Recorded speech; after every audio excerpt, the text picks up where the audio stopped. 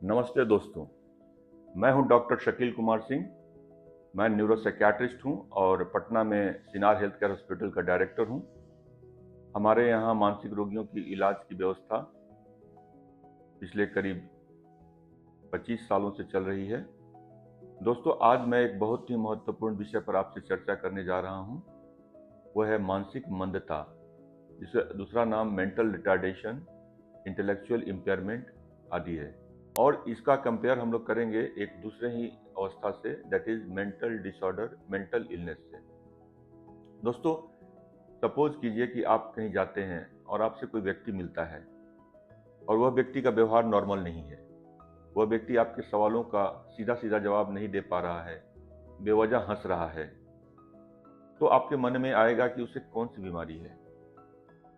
आप कंफ्यूज कर जाइएगा कि ये कहीं मानसिक रोग से तो पीड़ित नहीं है। दोस्तों, यहाँ हम आपको बताना चाहेंगे कि दो तरह की परेशानियां होती हैं। एक होता है मेंटल रिटार्डेशन या इंटेलेक्चुअल इम्पेयरमेंट, जिसमें व्यक्ति की मानसिक ब्रेन का डेवलपमेंट पूरी तरह से नहीं हो पाता है, जिसके वजह से उसकी आईक्यू कम हो जाती है। वहीं दूसरी ओर एक दूसरे बीमारी का समूह है जिसे मेंटल डिसऑर्डर कहते हैं, और उसके कारण या कारक अलग अलग हैं और उसमें व्यक्ति इलाज से पूरी तरह ठीक हो जाता है। दोस्तों, दोनों बीमारियों में डिफरेंस क्या है? दोनों बीमारियों में मुख्य डिफरेंस यह है कि मेंटल रिटार्डेशन एक न्यूरो डेवलपमेंटल डिसऑर्डर है, जिसमें ब्रेन का डेवलपमेंट पूरी तरह से नहीं हो पाता है। किसी स्टेज में रुकावट आती है, जिसके वजह से व्यक्ति का मस्तिष्क पूरी तरह डेवलप नहीं कर पाता है। नतीजन व्यक्ति का व्यवहार नॉर्मल नहीं रहता है। वह अपने उम्र से, जैसे 12 साल का उम्र का बच्चा है तो उसका उम्र 6 साल के बच्चे की जैसा होगा। तो ये जनरली मेंटल रिटार्डेशन में देखने को मिलता है। इसके विपरीत मेंटल डिसऑर्डर एक बीमारियों का समूह होता है जो कि जन्म लेने के बाद से लेके मृत्यु तक व्यक्ति को यह रोग हो सकता है।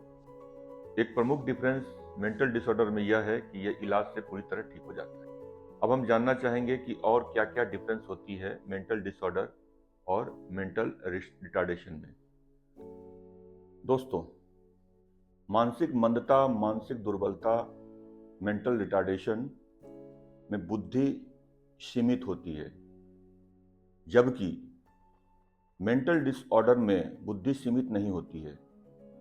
व्यक्ति बुद्धि का सही दिशा में उपयोग नहीं कर पाता है। इसके अलावा और क्या क्या प्रमुख अंतर हैं जिससे हम मानसिक मंदता यानी मेंटल रिटार्डेशन को मेंटल डिसऑर्डर से डिफरेंशिएट कर पाएंगे। इस वीडियो के अंत में मैं आपको बताऊंगा कि फाइनली हम कैसे डिसाइड करेंगे कि मानसिक मंदता और मेंटल रिटार्डेशन किस ढंग से डेफिनेटली डायग्नोसिस किया जा सकता है।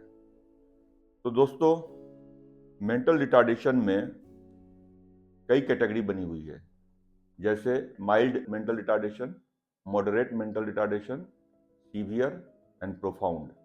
तो severe and profound mental retardation जब होता है तो व्यक्ति में कुछ स्ट्रक्चरल डिफॉर्मिटी भी देखी जाती है, उसके ब्रेन के स्ट्रक्चर में भी कुछ बदलाव आ जाती है, उसे एपिलेप्सी भी आ सकता है, जबकि मेंटल डिसऑर्डर में ऐसा कुछ नहीं होता है। दोस्तों, और कुछ डिफरेंशिएटिंग पॉइंट जो हम बताना चाहेंगे।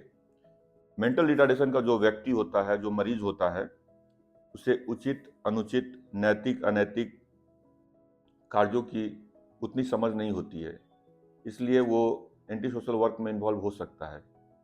जबकि मेंटल डिसऑर्डर में कुछ बीमारियां ऐसी है, जैसे एंजाइटी डिसऑर्डर, इसमें व्यक्ति उचित अनुचित के बारे में काफ़ी कॉन्शियस रहता है और वो बहुत ही सेंसिटिव रहता है डिसीजन लेने के मामले में। जहाँ तक सेल्फ कॉन्फिडेंस, सेल्फ डिपेंडेंस आदि की कमी देखी जाती है मेंटल रिटार्डेशन में, जबकि ऐसा मानसिक विकार में नहीं होता है। दोस्तों, डिसऑर्गेनाइज्ड बिहेवियर मेंटल डिसऑर्डर का लक्षण होता है, जबकि मेंटल रिटार्डेशन में डिसऑर्गेनाइज्ड बिहेवियर नहीं होती है। इसके अलावा जो रिकवरी, जहाँ तक है इलाज से रिकवरी की बात है, तो मेंटल रिटार्डेशन में कंप्लीट रिकवरी पॉसिबल नहीं है। व्यक्ति को कुछ हद तक ट्रेनिंग दे के हम काम करने लायक बना सकते हैं। इसके विपरीत मेंटल डिसऑर्डर इलाज से पूर्णतः ठीक हो जाती है। दोस्तों, उसके अलावा कॉजेटिव फैक्टर्स की जहाँ तक सवाल है, जैसा कि हम जानते हैं कि मेंटल रिटार्डेशन मेनली माँ के गर्भ में बच्चे को ब्रेन डेवलपमेंट में दिक्कत होती है तभी होती है, इसलिए बायोलॉजिकल फैक्टर्स मेन इंपॉर्टेंट होते हैं। कुछ जेनेटिक फैक्टर्स भी रिस्पॉन्सिबल हैं और मेंटल रिटार्डेशन बाद के दिनों में कम होता है, जबकि मेंटल डिसऑर्डर जन्म से लेके बुढ़ापे तक कभी भी किसी समय हो सकता है। दोस्तों, अब आते हैं डायग्नोसिस कैसे करेंगे, हम जानेंगे कैसे यदि हमारे पास कोई ऐसा रोगी आता है या हमारे आस पड़ोस में से कोई रोगी दिखते हैं।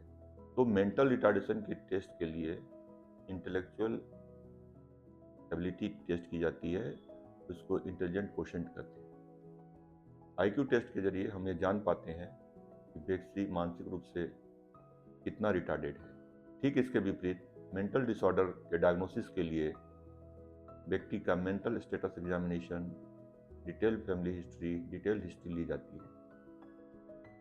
धन्यवाद।